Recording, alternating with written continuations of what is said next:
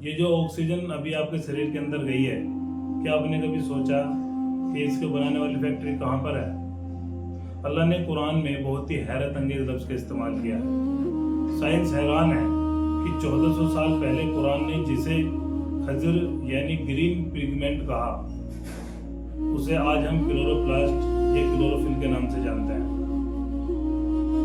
आज हम OYM network पर कुदरत के इस माइक्रोस्कोपिक किचन की जो पूरी कायनात की सांस और खाना तैयार कर रहा है, उसकी पूरी हकीकत को खोलने वाले हैं।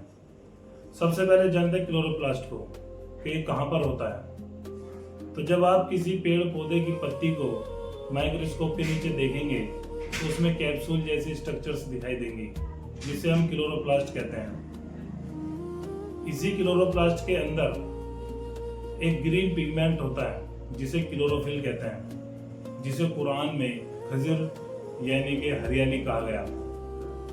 सूरतुल अनाम की आयत नंबर 99 में अल्लाह ने फरमाया कि हमने आसमान से पानी उतारा, फिर हमने उससे तरह तरह की नबातात यानी कि पौधों की किस्में उगाई, फिर हमने उससे हरियाली यानी कि खजर निकाली, जिससे हम तय परते दाने निकालते हैं।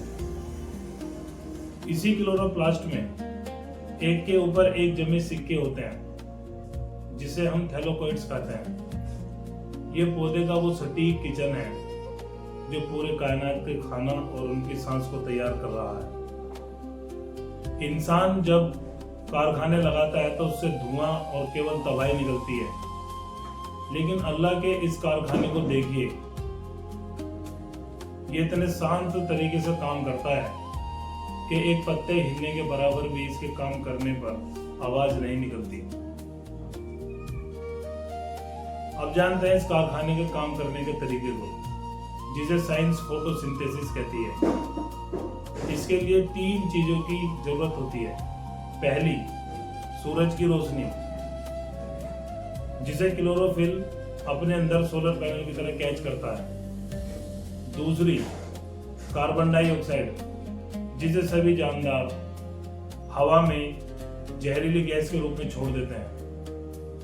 इसी जहरीली गैस को पौधा अपने अंदर खींच लेता है।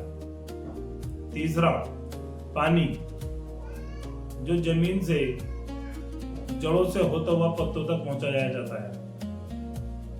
जब ये तीनों चीजें इस छोटे से माइक्रोस्कोपिक किचन में मिलती हैं, तो कार्बन डाइऑक्साइड और पानी को तोड़कर ग्लूकोज यानी कि खाना और ऑक्सीजन यानी कि सांस में बदल दिया जाता है। यहाँ पर एक और ईमान अफरोज बात सुनिए। फोटोसिंथेसिस के 2 मरहले यानी कि 2 स्टेप्स होते हैं। पहला, लाइट रिएक्शन, जो दिन में धूप की रोशनी में होता है, जो क्लोरोप्लास्ट के ग्रेना पार्ट्स में होता है। ये सूरज की रोशनी को कैच करके एनर्जी स्टोर करता है।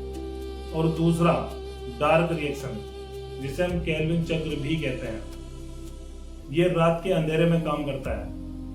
ये रात के अंधेरे में दिन भर जमा की गई एनर्जी को ग्लूकोज और ऑक्सीजन में बदल देता है। सुभान अल्लाह, दिन हो या रात, पत्ता एक पल के लिए भी अपने काम को नहीं रोकता। तो दोस्तों, जब आप किसी पौधे या किसी पत्ते के पास से गुजरें तो उसको केवल लकड़ी या सिर्फ घास मत समझिएगा, क्योंकि अल्लाह का ये वो निजाम है जो आपको सांस दे रहा है। अब एक पल के लिए अपने दिमाग पर जोर लगाकर सोचिए, अगर ये सभी क्लोरोप्लास्ट एक साथ काम करना बंद कर दे तो सभी पेड़ पौधे सूख जाएंगे, मखलूक भूखी मर जाएगी, हवा से ऑक्सीजन खत्म हो जाएगी और इंसान तड़प तड़प कर दम तोड़ देगा।